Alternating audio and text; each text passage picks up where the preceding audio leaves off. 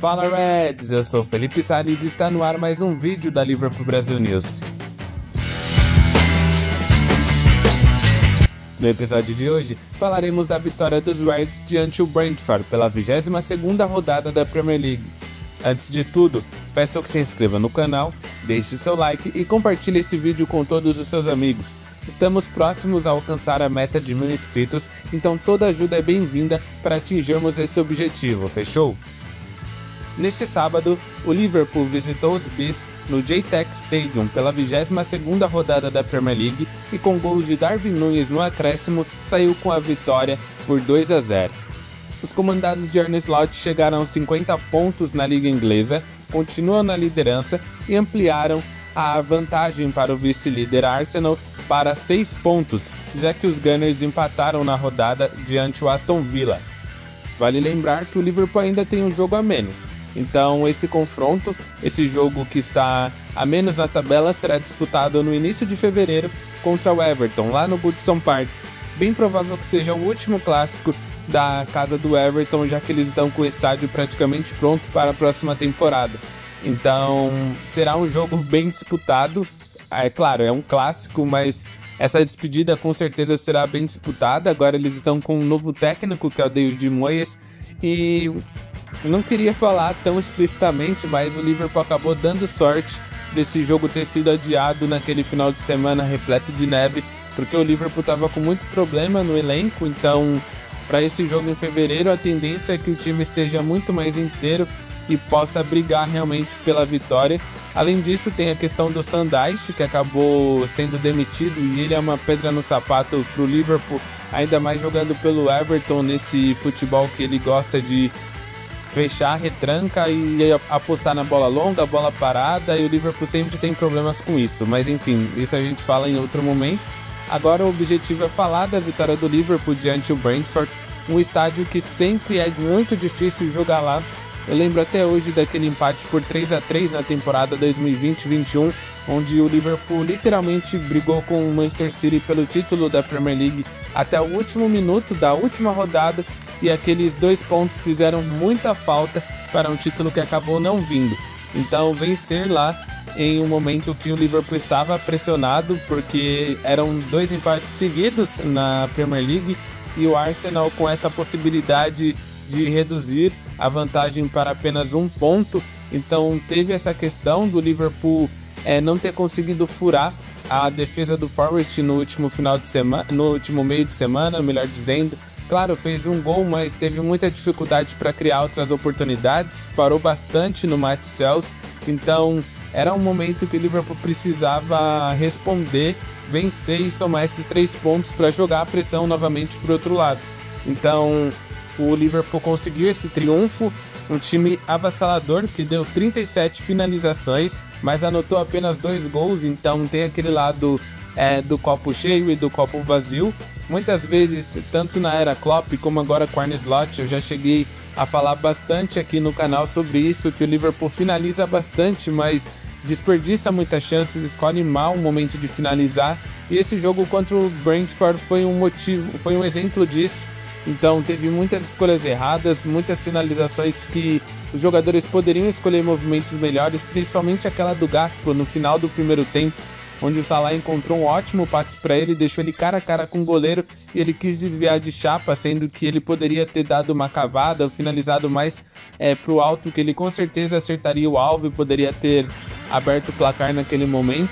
Então realmente em alguns momentos o Liverpool peca nessa questão de finalização, mas do lado do copo cheio, eu posso dizer assim, é uma equipe que mostrou muito repertório depois daquele jogo bem abaixo contra o Tottenham, onde a equipe sofreu para criar. Teve também aquela questão do jogo completamente maluco diante do Manchester United, e melhorou muito o time após o intervalo contra o Forest. Então o Liverpool trouxe essa rotação do segundo tempo contra o Nottingham Forest para esse jogo contra o Brentford. Foi uma equipe que teve muitas alternativas de criação de jogadas, que estava arriscando chutes da intermediária. O McAllister, o Szoboszlai e o Gravenberch fazendo uma partida muito boa, cada um deles. de acordo com as suas características e também da necessidade da posição. Eu gostei muito do jogo do Szoboszlai, infelizmente ele não deu assistência e também não balançou as redes, mas ele foi muito participativo, ele estava chamando o jogo, estava criando jogadas, driblando, invadindo a área, arriscando de fora, e é isso que a gente espera dele. Ele evoluiu bastante de um tempo para cá, ele tem sido muito importante para a equipe e sentimos muita falta dele nos primeiros jogos do ano devido à gripe que ele teve, também estava suspenso, então foi uma sequência não tão coincidência assim na questão do Liverpool ter empatado os últimos jogos sem o Szoboszlai e ter tido desempenhos abaixo, mas realmente ele faz muita falta para a equipe porque é uma característica bem diferente, que talvez o jogador que mais se aproxime dele dentro desse elenco atuando no meio campo é o Elliott, mas que sofre bastante com o ritmo de jogo e graças à glória do cérebro pensativo de Arne Slot e de seus auxiliares, ele entrou diante do Brentford e jogou muito bem, participou diretamente dos 2 gols, então o Liverpool precisa ter esse jogador cerebral dentro da equipe, dentro do meio campo. O McAllister até pode fazer esse papel porque ele tem uma ótima visão de jogo, uma boa finalização, assim como o Gravenberch, mas um cara que conduz a bola, que pode ser driblador, como é o Szoboszlai, como é o Elliott, eles possuem diferenças, é claro, mas a característica desse camisa 10, entre aspas, é algo que esse esquema para o Arne Slot necessita muito. Então, os dois precisam estar bem para que quando um não conseguir entregar no máximo nível ou acabar cansando na partida, o outro entre e resolva, como foi o Harvey Elliott diante do Brentford. Ele teve uma atuação muito boa nos poucos minutos que teve em campo. O Chiesa também entrou muito participativo, assim como ele vem fazendo nos jogos que ele participa.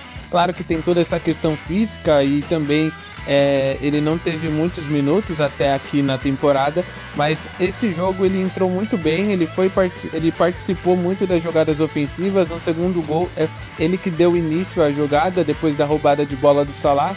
Ele tentou cruzamentos, tentou buscar jogadas de 1 contra 1, então é um cara que surge, entre aspas, num momento bem importante da temporada, porque com todas essas lesões do Jota, com Darwin Núñez sendo inconsistente, tem essa questão do Dias para jogar como 9, o Gakpo que vem fazendo uma temporada muito boa, mas nos últimos jogos ele não conseguiu desempenhar tão bem como ele vinha fazendo há 5 jogos atrás. Então é um momento de que todo mundo precisa estar no seu auge para ajudar desse meio de temporada para o fim, para que a equipe possa ter opções diferenciadas em cada instante, cada adversário, e para que suas características casem de acordo com o adversário que vai enfrentar. Então o Chiesa ele ressurge, entre aspas, um momento muito importante, e é torcer para que ele se mantenha saudável e possa auxiliar bastante a equipe. Outro ponto que eu gostaria de destacar dessa vitória é a solidez defensiva que Virgil van Dijk e Ibrahima Konaté possuem. Então é chover no molhado, é dizer e ser muito redundante, repetitivo, que isso é a melhor dupla de zaga do mundo, os dois estando saudável, porque as características dos dois se complementam, eles têm um entrosamento muito bom, então quando um tá subindo para dar o bote, o outro já está preparado para fazer a cobertura, seja pelo lado direito, seja pelo lado esquerdo. As criações de jogadas, o primeiro passe para sair da pressão dos dois também ajudam muito a equipe na hora de construir jogadas. Então é uma dupla de zaga surreal e que passou muita segurança diante de um dos melhores ataques da Premier League. Muita gente até torce nariz quando fala do Brentford desse jeito, mas eles possuem uma dupla de ataque muito boa com o Isai e Embelmo. Então é um time que a gente precisa ter esse olhar que desde que subiu da Championship tem desempenhado temporadas boas, tem um técnico muito inteligente, muito bom e que deu muito trabalho para o Liverpool em toda a era Klopp e agora nessa primeira temporada com Arne Slot. É algo muito interessante assim, destacar essa atuação da dupla de zaga. E um ponto que o Arne Slot disse na coletiva pós-jogo que me chamou muita atenção foi que ele não pediu para que o Liverpool bloqueasse totalmente as finalizações, mas ao menos atrapalhasse que os jogadores do Brentford finalizassem. Porque se vocês olharem os lances de finalização que o Brentford teve, raras as oportunidades que eles tiveram foram de chutes livres. A maioria era com o Konaté pressionando e atrapalhando o equilíbrio do atacante. Ora era o Van Dijk, em alguns momentos o Arnold, enfim. O Liverpool estava muito inteligente nessa questão de dificultar cada vez mais e impedir que ele tivesse uma chance grande, chance limpa para finalizar e incomodar o Alisson. Tanto que o goleiro brasileiro fez 7 defesas, 6 de dentro da área, mas não teve tanto perigo assim dentro da sua meta. Fez um jogo muito seguro e saiu com um clean sheet, que é algo importante para retomar a confiança desse sistema defensivo do Liverpool, que sofreu bastante nesses últimos jogos. Então, tanto a dupla de zaga como o Alisson, o próprio Arnold jogou muito bem defensivamente, ofensivamente ele foi importante, deu uma assistência.